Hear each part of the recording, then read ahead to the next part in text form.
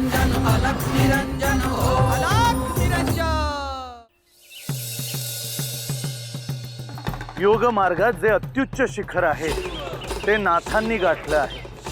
त्यासाठी अत्यंत कठोर तप केलं आहे। शरीराला अतिशय प्रतिकूल परिस्थितीत ठेवूनही तप सोडलं नाही। या सृष्टीतील रहस्य समजून घेण्यासाठी शरीर आणि मनाला वेगळ्या अवस्थेत घेऊन जावं लागतं। त्याच्याही पलीकडे ते पोचले आहेत। गुरुने शिष्याला आणि शिष्याने पुन्हा त्याच्या शिष्याला शिकवत ही परंपरा पुढे नेली आहे। त्यात काहीही उणीव कोणीही ठेवली नाही।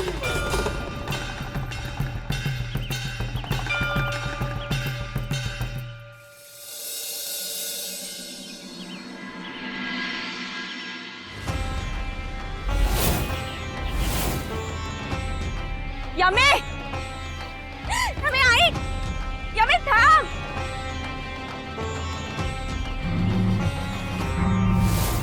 यमे अगं काय करतेस तू?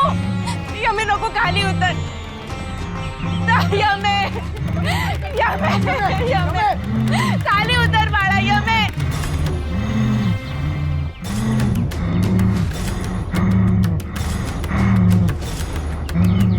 यमे अगं थांब। यमे खाली आहे। यमे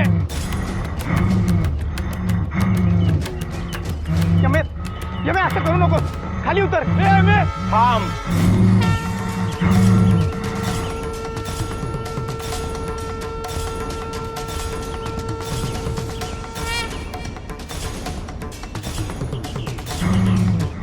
आहेस तिथेच थांब।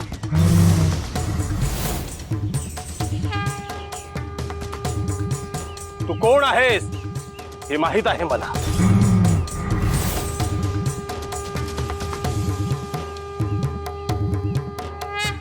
परंतु यमीला किंचितही वेदना मी होऊ देणार नाही।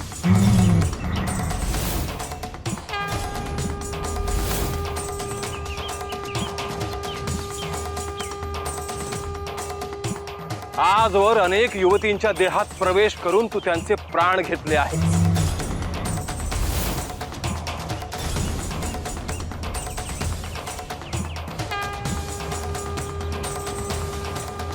परंतु हे सूड चक्र आता थांबायला हवं।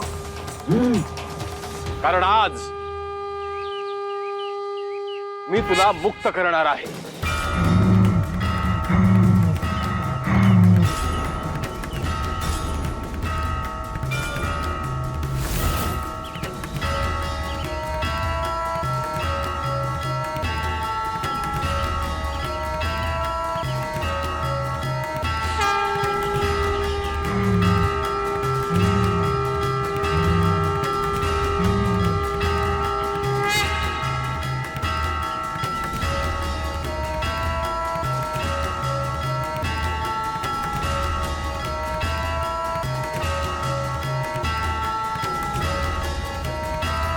आदेश आदेश अलख निरंजन निरंजन।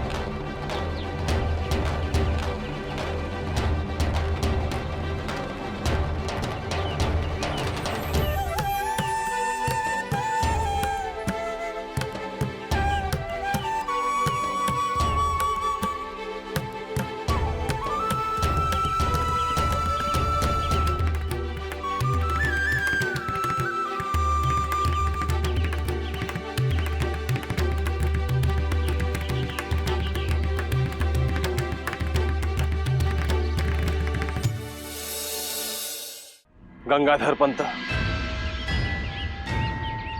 तुमची मुलगी आता सुखरूप आहे. चिंता करण्याचं काहीही कारण नाही.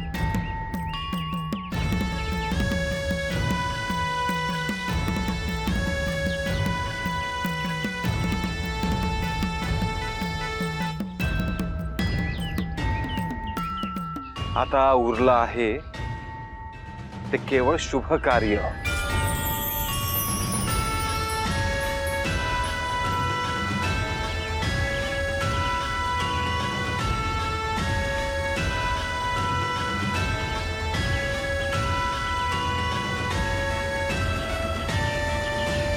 होय गुरुवर, परंतु यांच्याकडून होकार यायला हवा.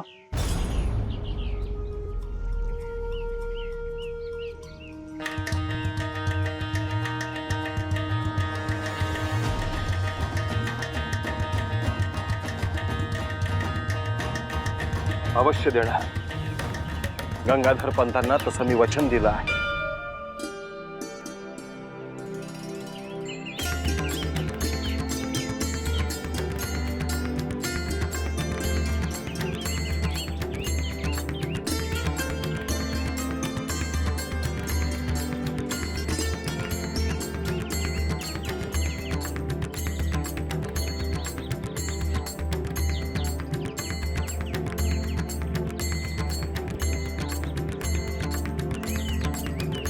महाराज, दिव्य पुरुष आहात तुम्ही. असे मी आतापर्यंत कधीही पाहिलेले नाही.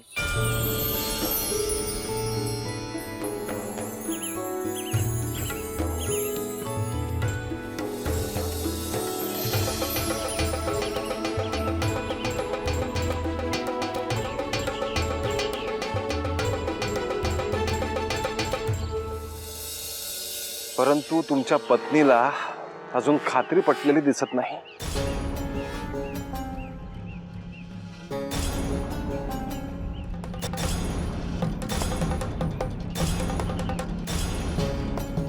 हो, कारण खूप असतात असे.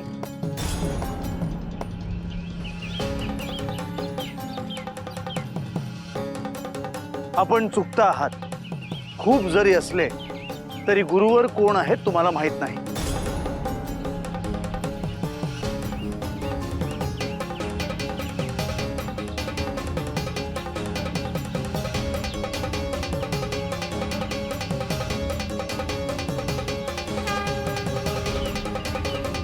तुम्ही या शुभ कार्यास होकार देऊन टाका. गुरुवर्यांनी गंगाधर पंथांना वचन दिलं.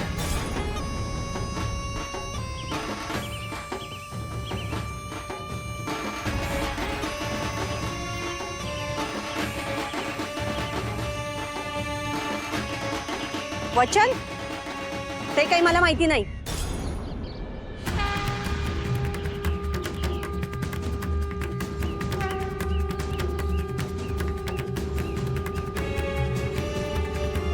अहो, हे काय करताय तुम्ही? तुम्हाला कळतंय का काय? कानिफ, बोलू दे त्यांना. बोला.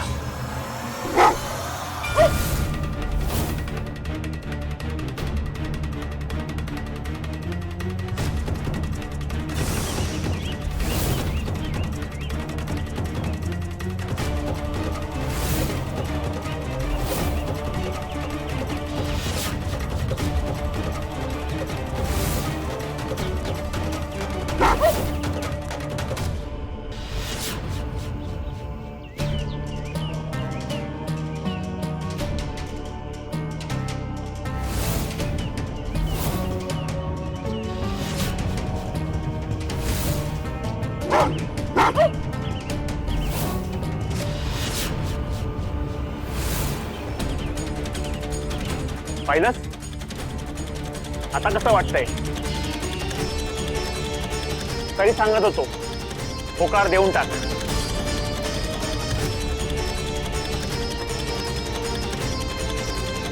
आता ते महाराज निघून गेले तर आयुष्यभर अशीच राहशील.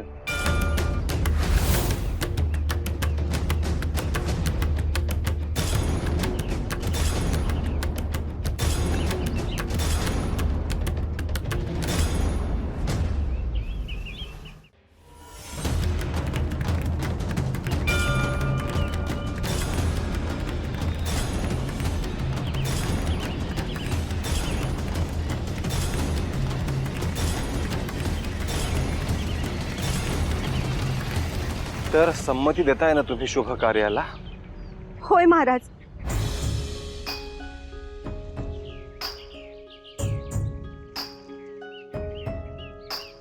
होय महाराज, क्षमा करा मला.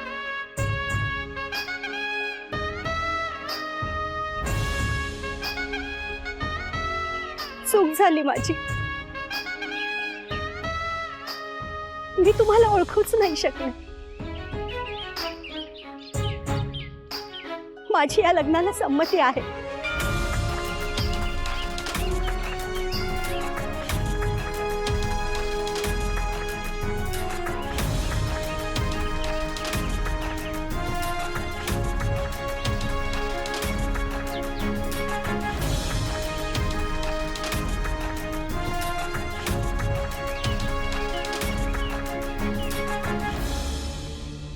समस्या, शंका सगळ्यांनाच असतात, परंतु त्याचे योग्य निरसन केल्याशिवाय कुठलाही निर्णय घेऊ नका.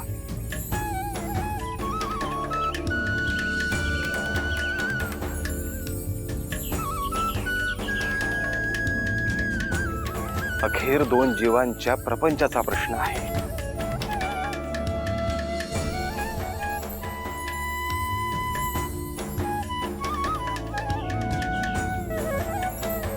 चला त्यांना आशीर्वाद द्या.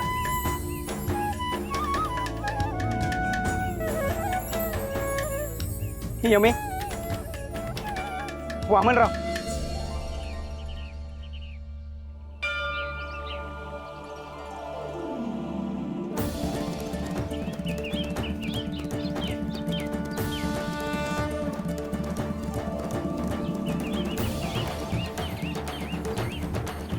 शुभम भवतु.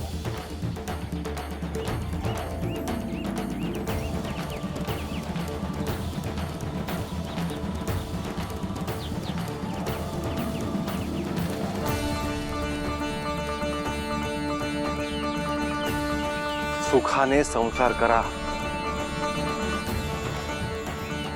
जे शुभ कार्य आहे ते दत्तगुरूंच्या कृपेने संपन्न होईलच.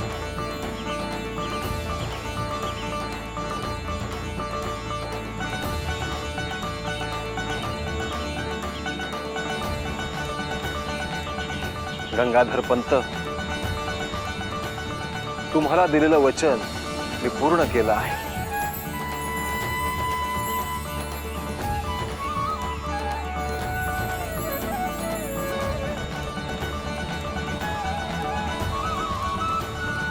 देवा महादेवा, अशीच कृपा असू द्या महाराज.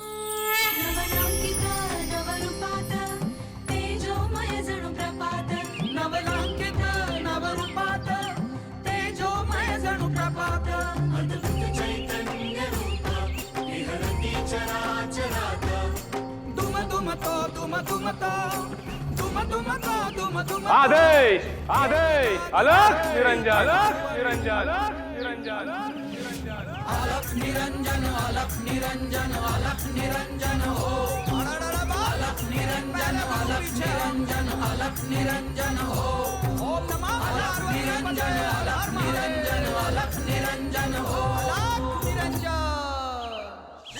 नाथ हे नवनारायणांचे अवतार आहे, परंतु सगळ्या सिद्धी जरी त्यांना प्राप्त असल्या तरीही मनुष्य धर्माचे पालन करत ते पुढे चालले आहे. त्यांना त्रिकाल ज्ञान आहे. भूत, वर्तमान आणि भविष्य त्यांना ठाऊक आहे, परंतु देवत्व बाजूला सारून त्यांना प्रत्येक संकटाला नव्याने सामोरं जावं लागतं.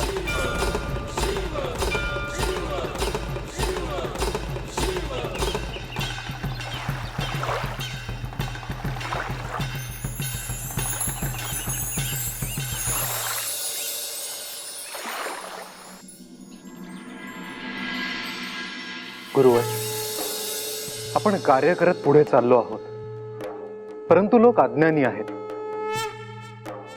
त्यांना ते कोण आहेत हे तर ठाऊक नाहीच, परंतु आपण त्यांच्या भल्यासाठी कार्य करतो आहोत हेही त्यांना समजत नाही.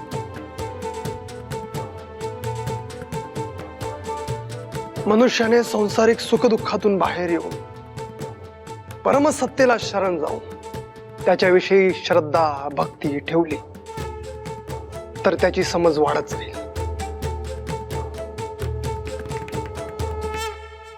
हे योग्यच आहे,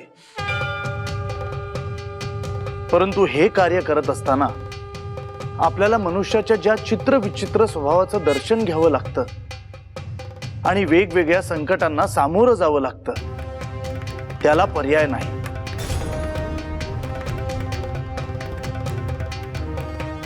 त्यासाठी अत्यंत टोकाचा संयम आपल्याला ठेवावा लागेल.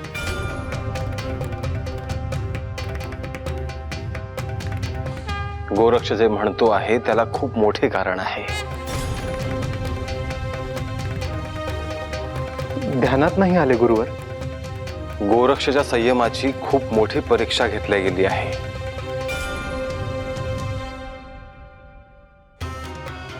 म्हणूनच संयमाचा महामेरू म्हणजे माझा गोरक्ष.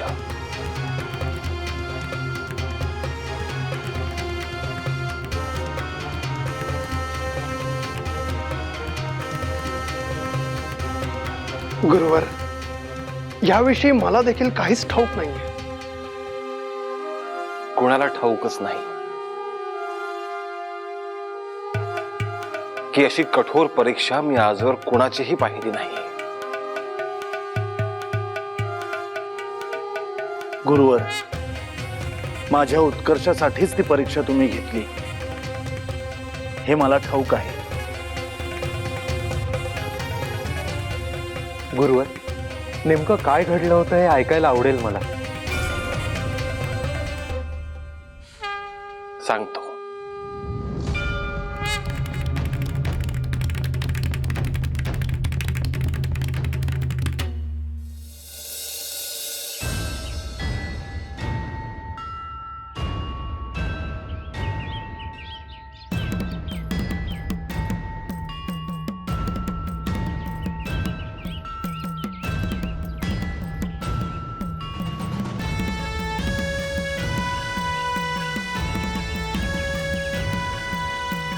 इथे थांबूयात.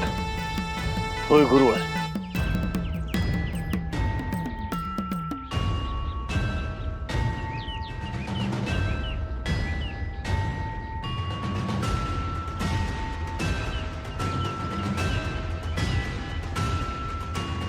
गुरुवर,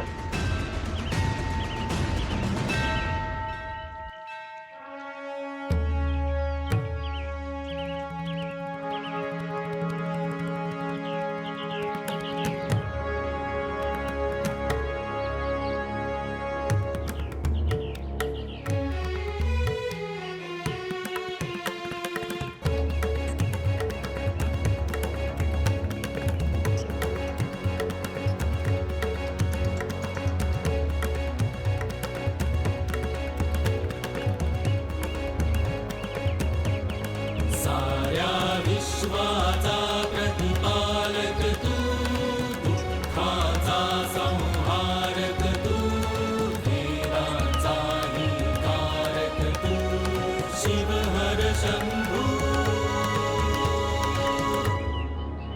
गोरक्ष, अरे किती सेवा करशील.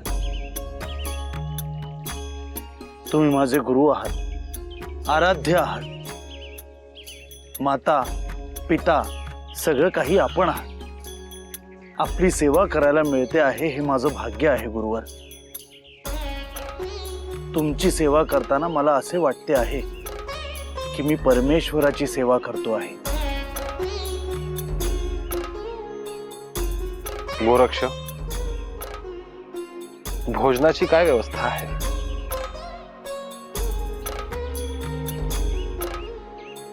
जवळच वस्ती दिसते आहे, मी भिक्षा घेऊन येतो. ये जाऊ. जशी आज्ञा गुरुवर. तात्काळ येतो.